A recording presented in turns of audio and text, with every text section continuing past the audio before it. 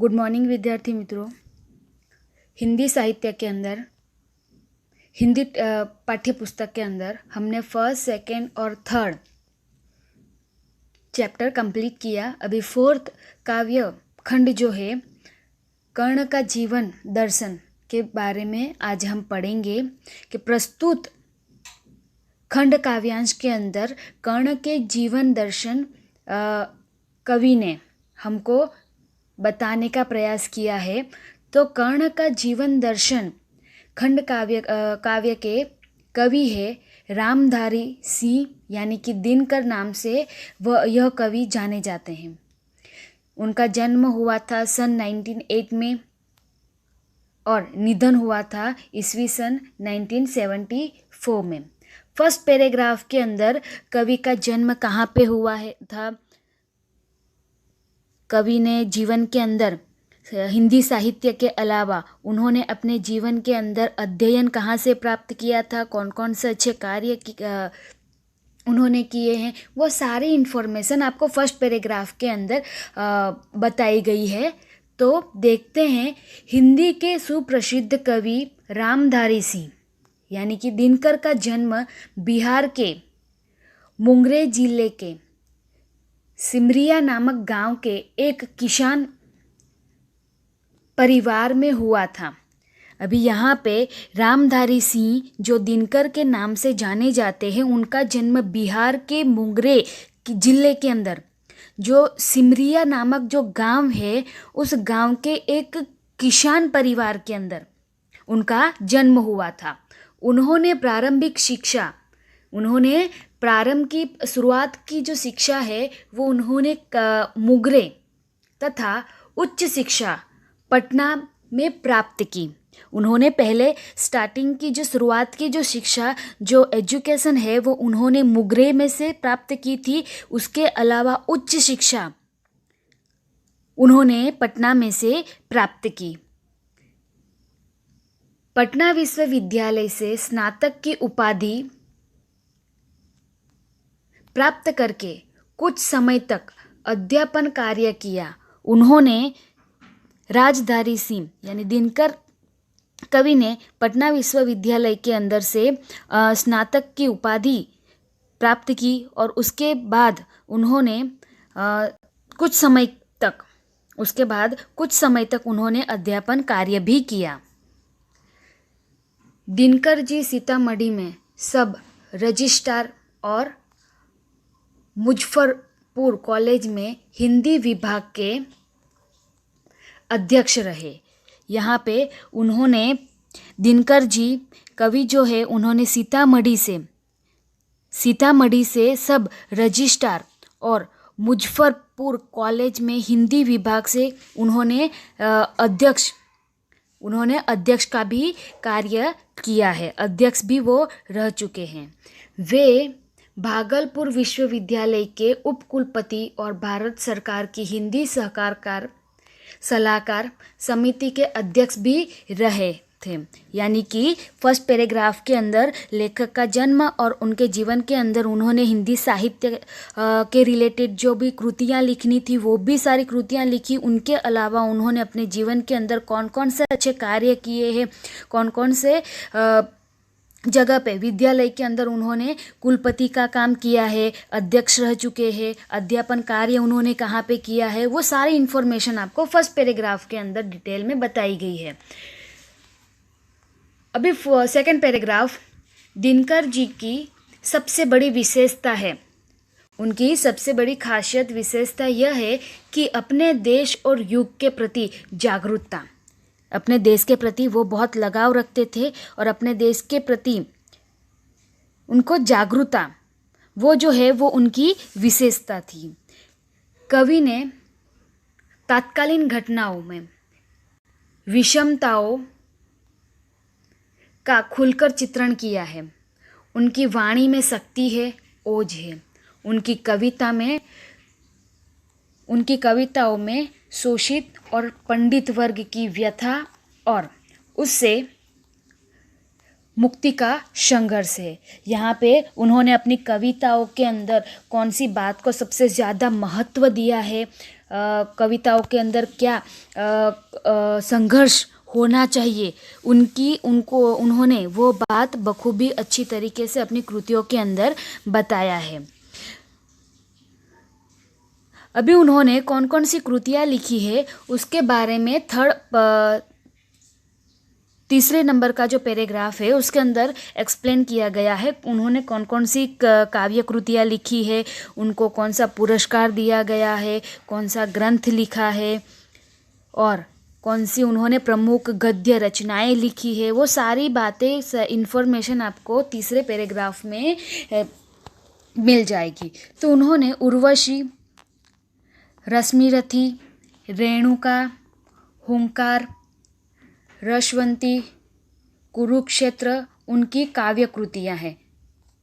उर्वशी के लिए उन्हें सन 1972 में ज्ञानपीठ पुरस्कार मिला था। ज्ञानपीठ नामक पुरस्कार से उनको सम्मानित किया गया था। कौन सी कृति के लिए, तो कि उर्वशी नामक कृति जो उन्होंने लिखी थी, जो सन 1972 में उनको ज्ञानपीठ नामक अवार्ड से सम्मानित किया गया था। संस्कृति के 4 अध्ययन उनका चिंतन ग्रंथ है। चिंतन ग्रंथ जो उन्होंने लिखा था तो वो संस्कृति के 4 अध्याय, जिसे साहित्य अकादमी पुरस्कार से सम्मानित किया गया। अभी ये दूसरा अवार्ड भी उनको मिला था। कौन से पुरस्कार के तौर पे उनको ये दूसरा अवार्ड मिला था, तो कि संस्कृति के 4 अध्याय जो उन्होंने ग्रंथ लिखा था उस साहित्य के लिए उनको अकादमी नामक पुरस्कार अवार्ड से उनको सम्मानित किया गया। उनको 2 पुरस्कार मिले, एक तो ज्ञानपीठ पुरस्कार और दूसरा साहित्य अकादमी जो पुरस्कार है उनसे उनको सम्मानित किया गया। अर्धनारीश्वर, मिट्टी की ओर आदि उनकी प्रमुख गद्य रचनाएं हैं। उनका कृतित्व गुणवत्ता और परिमाण दोनों दृष्टि से विपुल है। यहाँ पे उन्होंने जो जो कृतियाँ लिखी है उन कृतियाँ के अंदर आप लोगों को सारी, यानी कि कृतित्व, उनका कृतित्व गुणवत्ता, यानी उन्होंने लिखी हुई जो सारी कृतियाँ है वो गुणवत्ता से पूरी तरह से भरपूर है और दोनों दृष्टि से देखा जाए तो विपुल प्रमाण में उनकी कृतियाँ के जो सारी कृतियाँ लिखी है उनके अंदर भरपूर मात्रा में आपको मिल जाएगी। अभी ये जो सारी कृतियाँ उन्होंने लिखी हुई है वो तीसरे पैराग्राफ में है। 4th पैराग्राफ के अंदर ये जो हम काव्य पढ़ने वाले हैं उस काव्य के अंदर कौन सी बात को महत्व दिया गया है। कर्ण का जीवन दर्शन जो काव्य पढ़ने वाले हैं, तो प्रस्तुत खंड काव्यांश के अंदर कौन सी बात को महत्व दिया गया है, कौन से टॉपिक को समझाया गया है। तो प्रस्तुत खंड काव्यांश में रश्मिरथी, यानी रश्मिरथी जो है वो दिनकर ने लिखी हुई एक काव्य कृतियों में से एक है। वो जो सारी काव्य कृतियाँ लिखी है उन सारी काव्य कृतियों में से एक कृति है। उनमें महारथी कर्ण जो है, महारथी कर्ण के करुण किंतु भव्य जीवन की मीमांसा करने वाला खंड काव्य है। यानी कि प्रस्तुत काव्य जो हम पढ़ने वाले हैं वो काव्य जो है वो रश्मिरथी नामक काव्य में से कृति में से लिया गया है और इस काव्य के अंदर महारथी कर्ण जो है उनके जीवन के बारे में बताया गया है। सारे अन्यायों को सहकर कर्ण जन्मजात महानता तथा पुरुषार्थजन्य महानता की विजय चाहता है।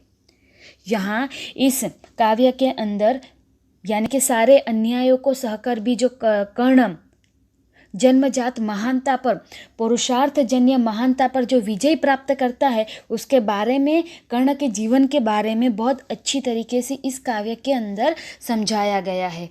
अंत में जब पांडव क्षेत्र के रूप में सब कुछ प्राप्त करने का प्रलोभन सामने आता है तब भी वह अविचलित रहता है और जिसने आज तक साथ दिया उस मित्र को किसी भी मोल पर छोड़ना नहीं चाहता। अभी इस काव्य खंड के अंदर अंत में जब पांडव क्षेत्र के रूप में सब कुछ प्राप्त करने का प्रलोभन सामने आता है, यानी कि पांडव पक्ष जो है वो हमेशा से वो जीत जाएंगे, वो सब कुछ प्राप्त कर लेंगे, हासिल कर लेंगे। और तब भी यहाँ पे कर्ण जो है वो तब भी अविचलित रहता है।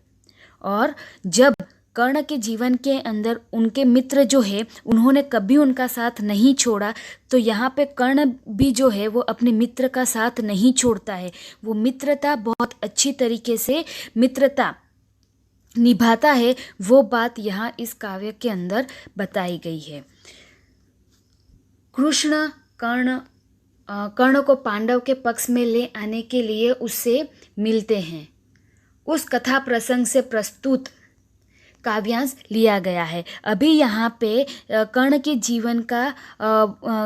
जीवन की वो बात बताई गई है जब श्री कृष्ण जो है वो कर्ण को पांडव के पक्ष में ले आने के लिए वो जाते हैं।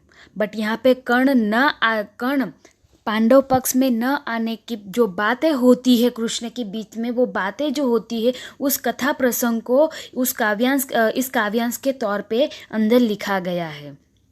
और श्री कृष्ण और कर्ण के बीच में जो बातें होती है तो वो बातें बहुत अच्छी तरीके से यहाँ पे बताई गई है। जो सारी बातें हो रही है कर्ण और श्री कृष्ण के बीच में वो हमारे जीवन में भी लागू होती है।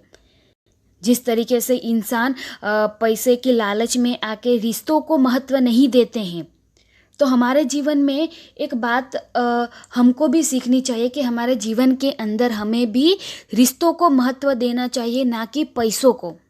जो धन दौलत हम लोगों को मिलती है, धन दौलत को ज़्यादा महत्व न दे के जो हमारे जीवन के अंदर हमारे रिश्ते, हमारे फैमिली जो है उनको सपोर्ट देना चाहिए। तो हमें भी इस काव्य से कुछ न कुछ सीखने को मिलेगा।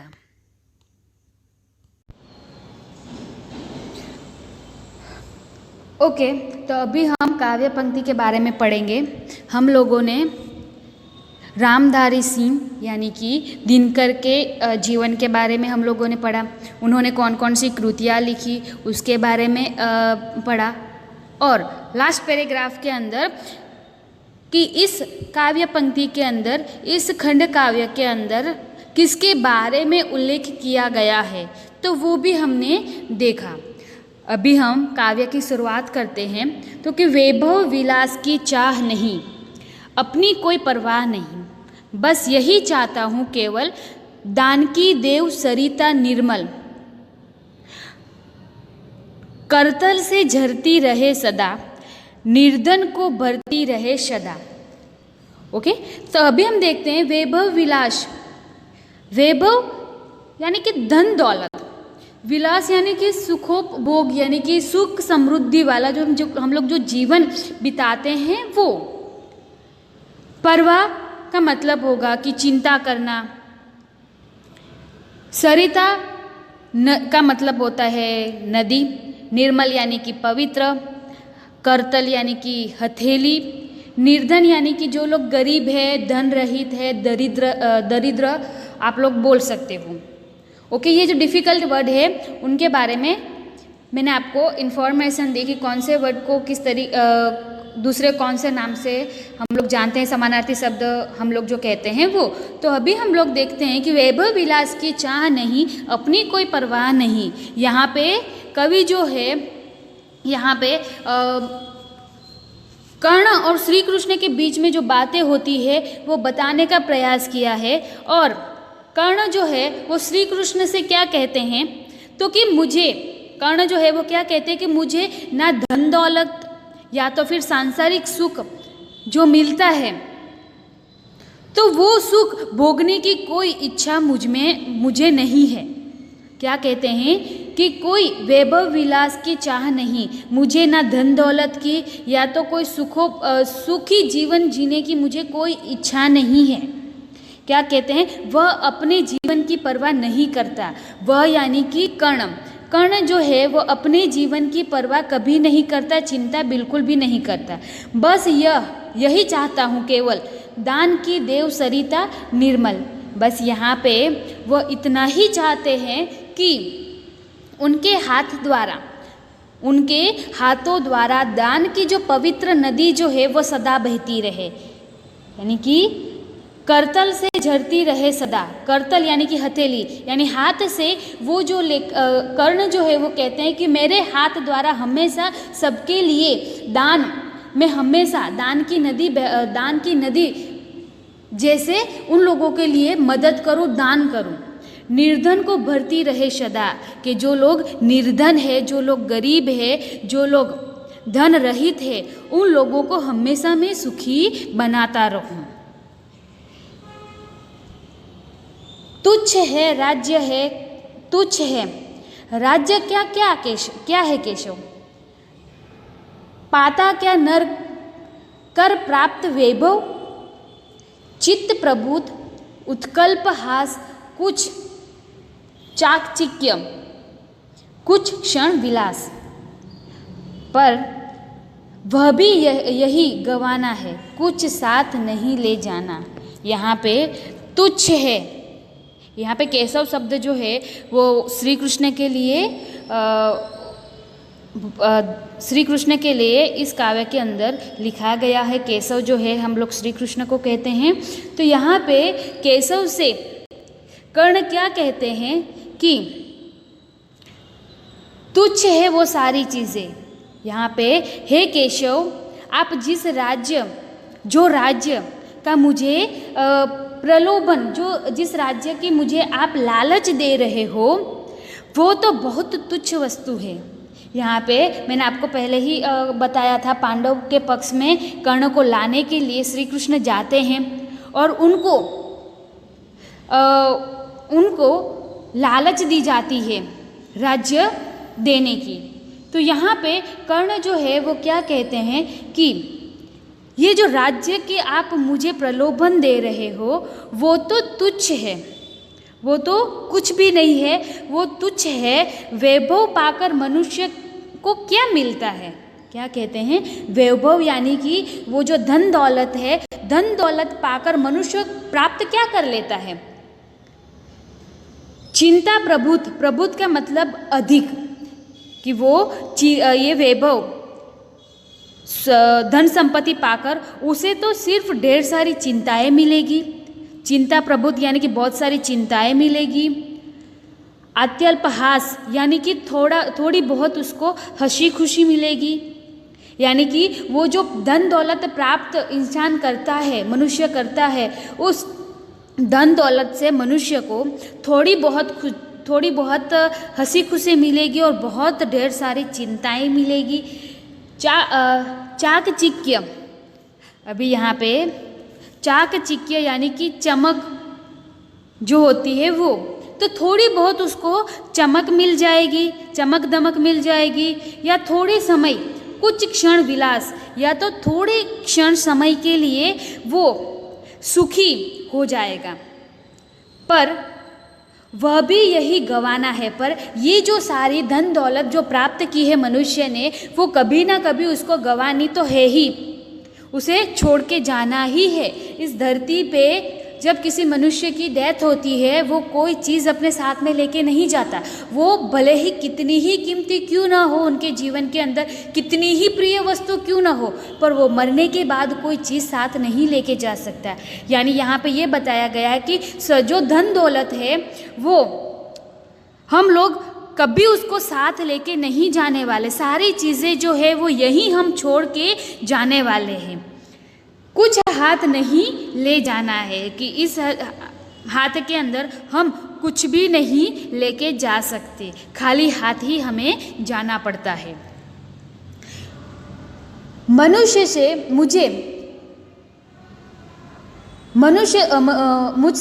मनुष्य जो होते हैं कंचन का भार न ढोते हैं, पाते हैं धन बिखराने को, लाते हैं रतन लुटाने को, जग से न कभी कुछ लेते हैं, दान ही हृदय का देते हैं। यहाँ पे क्या बताया गया है, कर्ण जो है वो श्री कृष्ण से कहते हैं कि हे श्री कृष्ण, मुझसे मनुष्य जो होते हैं कंचन का भार न ढोते का मतलब होगा उसके जैसे मनुष्य जो है, उसके जैसे मनुष्य यानी कि यहाँ पे उन लोगों की बात की गई है जो दानी पुरुष है। इस काव्य पंक्ति के अंदर जो दानी पुरुष जो सबको दान देते हैं और दान को सबसे अधिक महत्व देते हैं, उन दानी पुरुष के बारे में बताया गया है कि उन मनुष्य सोने का भार नहीं ढोते, यानी कि सुख वैभव का जीवन नहीं बिताते। वो उन मनुष्य की बातें हैं जो लोग दान में सारी चीज़ें दे देते हैं, तो वो सुख भोग का जीवन, सुखी जीवन जीना नहीं चाहते, जीवन नहीं बिताना चाहते। वे लोग में बांटने के लिए ही धन की प्राप्ति करते हैं, यानी कि वे मनुष्य जो है वो कमाते तो है पर वो अपने लिए कभी नहीं कमाते, वो दान देने के लिए, यानी कि जो गरीब लोग हैं जिनको सच में ज़रूरत है उन लोगों को दान देने के लिए धन की प्राप्ति करते हैं।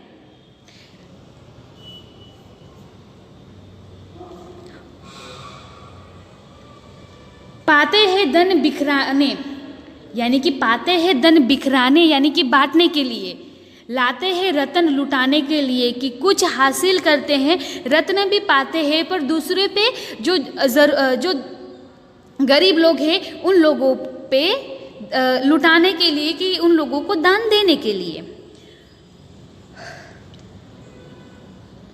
उनकी जो बहुमूल्य वस्तुएं जो है, यहाँ पे क्या बताया गया है, जग से न कभी कुछ लेते हैं, दान ही हृदय का देते हैं। कि ऐसे लोग जो दानी लोग जो है वो हमेशा संसार से कभी कुछ लेते नहीं हैं, बल्कि अपने जीवन के अंदर वो हृदय से, दिल से, बिना स्वार्थ के वो दान करते हैं, दुखियों के ऊपर दया करते हैं, दुखी लोगों को सहाय रूप वो लोग बनते हैं। प्रसादों के, अगली नेक्स्ट काव्य पंक्ति, प्रसादों के कनकाब शिखर होते कबूतरों के ही घर, महलों में गरुड़ न होते, कंचन पर कभी न सोता। यहाँ पे क्या बताया गया है, बसता वह कहीं पहाड़ों में, सेलों की फटी दरारों में। अभी यहाँ पे किसकी बात की गई है, गरुड़ की बात की गई है और कबूतर की बात की गई है। देखो फर्स्ट पैराग्राफ के अंदर यहाँ पे कर्ण क्या कहता है कि वो अपना जीवन जो है वो हमेशा निर्धन लोगों को सुखी बनाने में वो बिताना चाहता है, यानी दान की पवित्र नदी उनके जीवन में गरीबों के लिए हमेशा बहती रहे। सेकंड पैराग्राफ के अंदर ये बताया गया है कि केशव और श्री कृष्ण के बीच में कर्ण और केशव के बीच में ये बातें होती है कि जो वैभव विलास जो है वो कुछ क्षण के लिए ही है, हमें ये सब कुछ यहीं छोड़ के जाना पड़ेगा। थर्ड काव्य पंक्ति के अंदर ये बताया गया है कि जो दानी पुरुष जो है वो पैसा अपने लिए ना दूसरों के लिए वो कमाता है, अपने लिए नहीं पर दूसरों के लिए वो कमाता है। अभी इस फोर्थ काव्य पंक्ति के अंदर ये बताया गया है कि जो कबूतर जो है वो और गरुड़, यानी कि गरुड़ के बारे में बताया गया है, पक्षीराज जो गरुड़ है उसके बारे में बताया गया है। तो देखते हैं क्या एक्सप्लेन किया गया है कि प्रसादों यानी कि राजमहल होगा, प्रसाद यानी कि राजमहल, कनकाब यानी कि सुनहरे, शिखर यानी कि जो ऊपर शिखर की जो चोटी होती है वो, शैली का मतलब होगा पर्वत, दरार का मतलब जो दरार हो जाती है दीवार के अंदर, चीर या तो आप लोग फुट भी बोल सकते हो।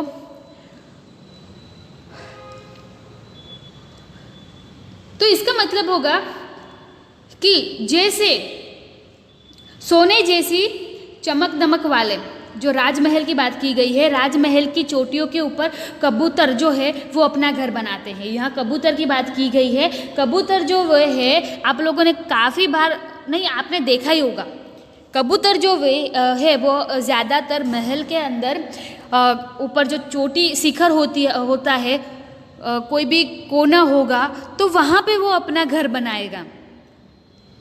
और महलों में गरुड़ न होते, गरुड़ पक्षी जो है वो कभी महलों के अंदर वो नहीं रहता है। गरुड़ पक्षी जो है वो कभी महल में नहीं रहेगा, कंचन पर कभी न सोता। वो जो है वो कभी ऐसे महलों में नहीं रहता, वो उनका बसता वह कहीं पहाड़ों में, बसता वह कहीं पहाड़ों में, यानी कि गरुड़ जो है, गरुड़ पक्षी जो है वो हमेशा पहाड़ों के अंदर बसता है।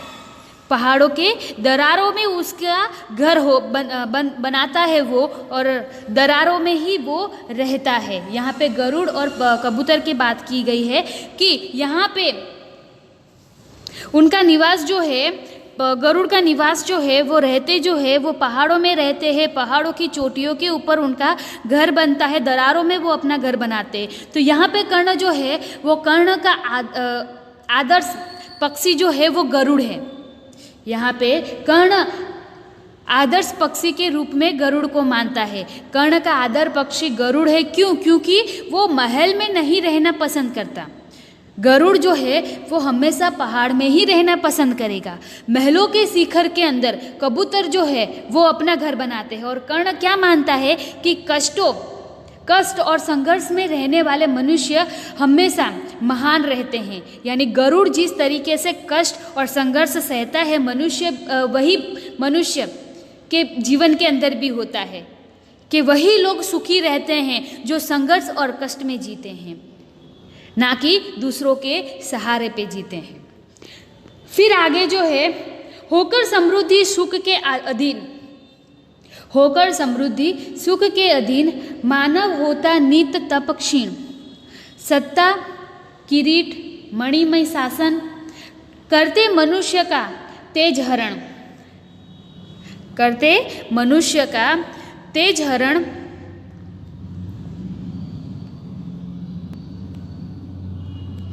नर विभव हेतु ललचावाता,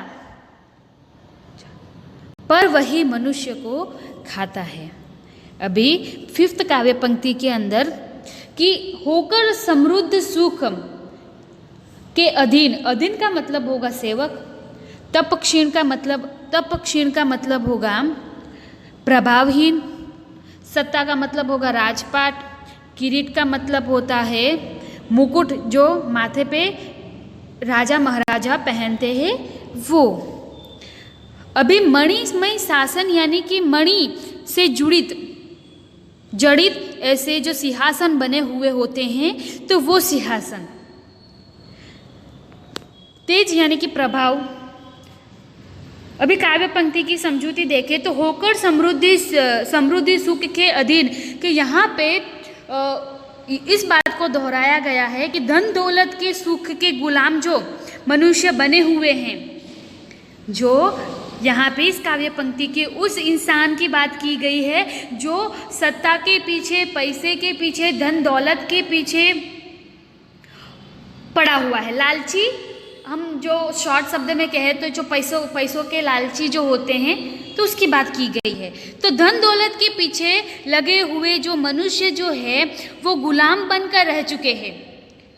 गुलाम क्यों बने हुए हैं? क्योंकि उनके जीवन के अंदर एक ही ध्येय, किसी भी तरीके से कैसे भी हमको अमीर बनना है, हमारे पास बहुत सारी धन दौलत होनी चाहिए। तो उसके मन के अंदर एक ही बात है कि वो किसी भी तरीके से वो पैसे हासिल करना चाहता है, धन दौलत प्राप्त करना चाहता है। वो एक तरीके का तेज खो चुका है, यानी जो इंसानियत होती है इंसान के बीच के अंदर, वो इंसानियत वो खो चुका है। जो लोगों की हम सच में जीवन के अंदर हमें मदद करनी चाहिए वो खो चुका है, क्योंकि वो पैसा वो अपने लिए कमा रहा है, दूसरों की मदद के लिए नहीं। यानी एक तरीके का तेज वो खो चुका है। राजपद, मुकुट और मणि से बने हुए सिंहासन जो है वो मनुष्य के तेज को हर लेता है, मनुष्य के मन को हर लेता है, मनुष्य को प्रसन्न कर देता है। हर एक मनुष्य ये सारी चीज़ पाना चाहता है, उसे प्रभावहीन बना देता है। यानी उस मनुष्य को जो है वो प्रभावहीन बना देते हैं ये सारी चीज़ें। मनुष्य, नर यानी कि मनुष्य विभव हेतु विभव हेतु ललचाता है। मनुष्य जो है वो ऐसी धन संपत्ति पाने के लिए ललचाता है, पर वही मनुष्य मनुज को खाता है। पर यही धन संपत्ति जो मनुष्य पीछे पड़ा हुआ है धन संपत्ति के, वही धन संपत्ति जो है वो मनुष्य को नष्ट कर देती है। जिस धन संपत्ति को पाने के लिए मनुष्य जो है वो पूरी जिंदगी बिता देता है, वही धन संपत्ति मनुष्य को ही नष्ट कर देती है।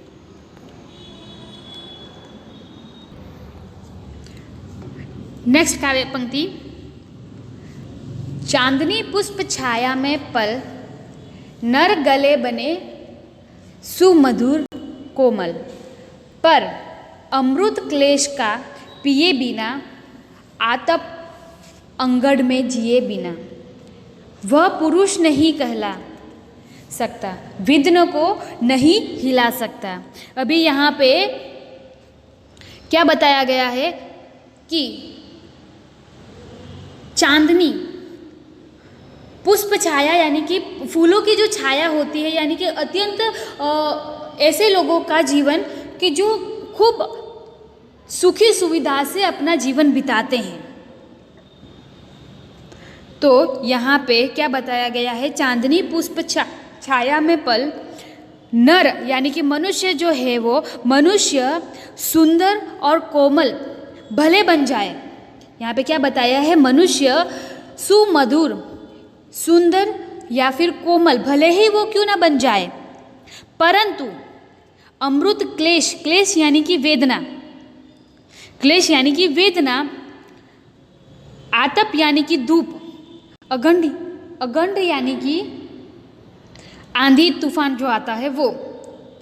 ओके, तो यहाँ पे क्या बताया गया है, इस काव्य पंक्ति के अंदर जो संघर्ष, जो वेदना सहन करता है मनुष्य अपने जीवन में, तो उसके बारे में बताया गया है कि जो लोग सुख सुविधा से जीवन बिताते हैं उनका जीवन जो है वो सुंदर और कोमल भले ही बन जाए, परंतु जब तक इंसान के जीवन के अंदर कष्ट का अमृत वो नहीं पीता, जब तक वो इंसान कष्ट का अमृत नहीं पीता, पिए बिना वो जो है मनुष्य धूप और आंधी जब तक वो सहन नहीं कर सकता, वो पुरुष नहीं कहलाता। कि सच्ची बात तो ये है कि मनुष्य के जीवन के अंदर जब कष्ट आता है, तभी जीवन के जो कष्ट के सामने मनुष्य कैसे डटकर सामना करता है वो सामने आता है। यानी कि मनुष्य के जीवन के अंदर कष्ट आना वो एक मनुष्य को स्ट्रांग बनाता है, इंसान को मजबूत बनाता है, और तभी वो पुरुष कहलाता है। तो यही बात यहाँ पे एक्सप्लेन की गई है कि वह पुरुष नहीं कहलाता, यानी कि जो मात्र सुख सुविधा वाले जीवन जीते हैं उनका जीवन कोमल और सुंदर तो बन जाता है, पर सही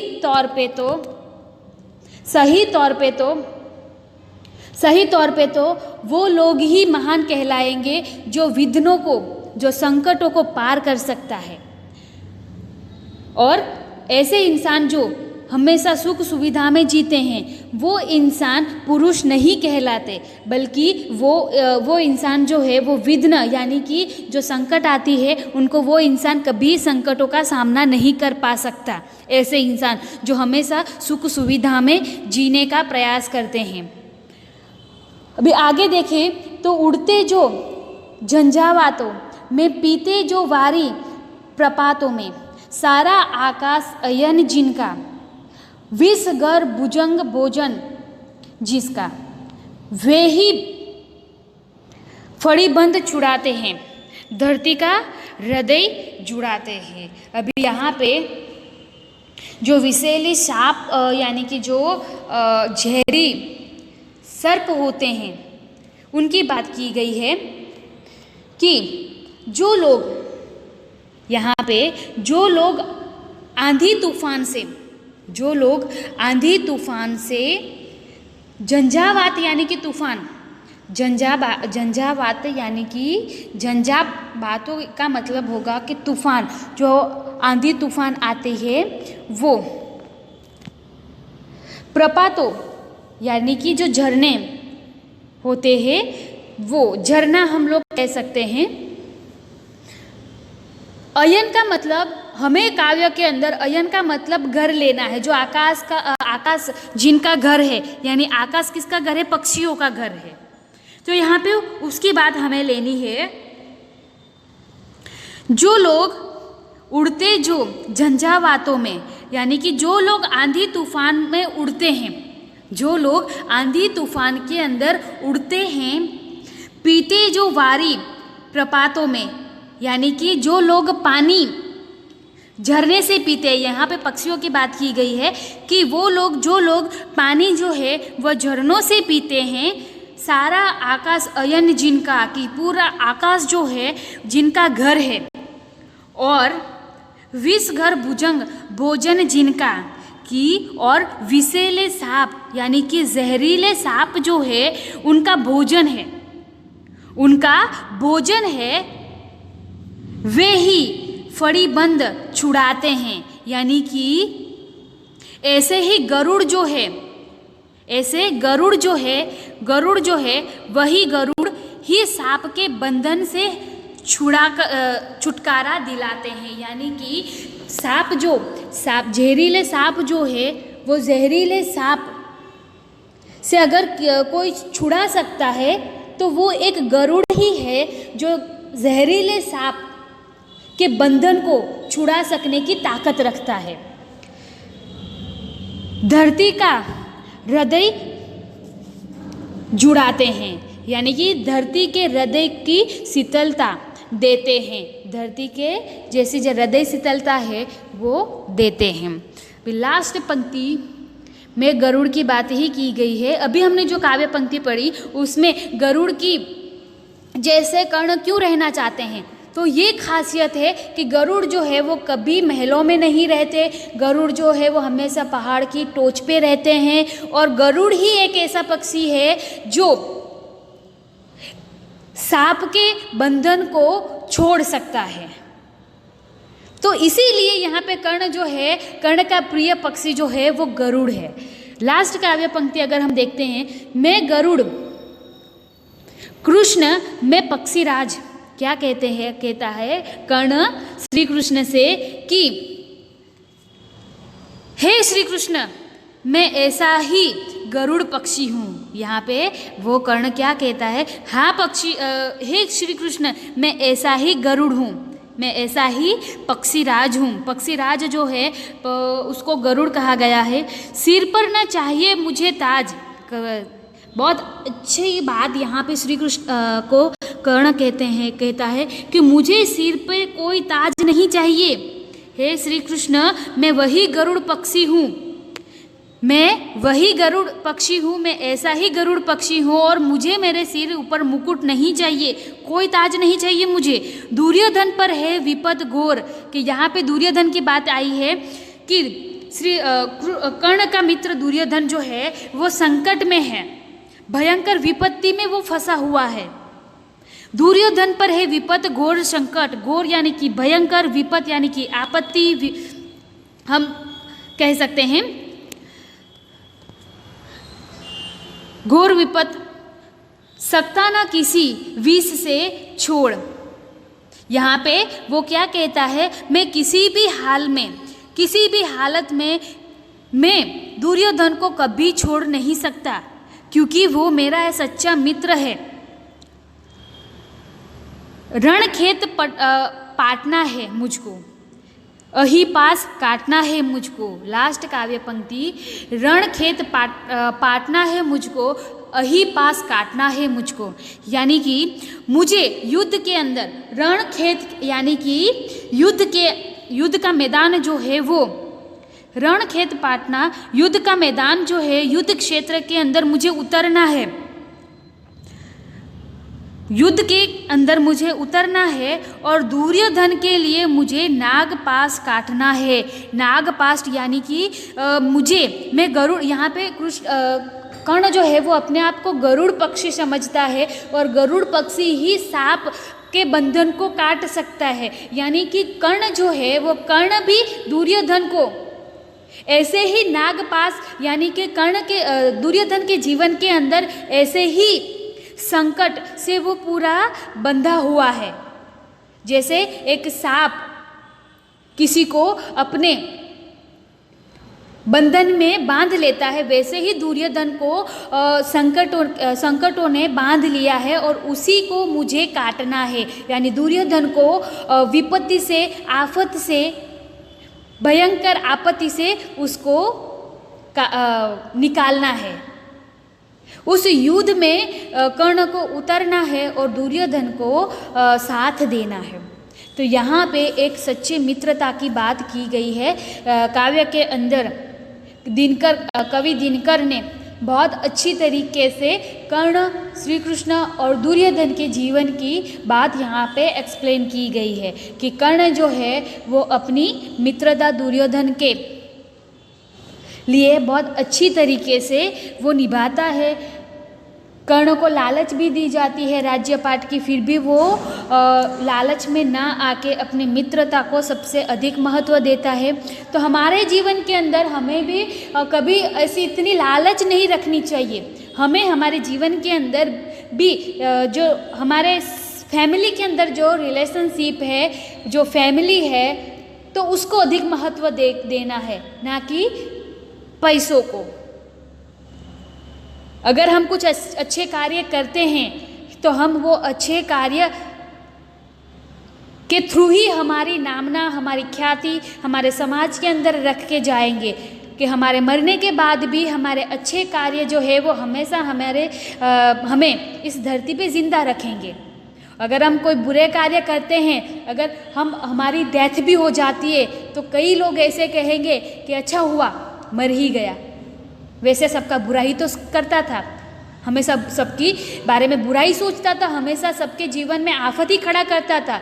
राइट? अगर हम अच्छा कार्य करते हैं, पैसे कमाते हैं तो कमाओ, नो डाउट, बट वो पैसे जो है वो कोई अच्छे कार्य में, गरीब लोगों में भी बांट सकते हो। आप कुछ अच्छे कार्य करोगे तो मरने के बाद भी लोगों के दिलों के अंदर आप लोग जिंदा रहोगे।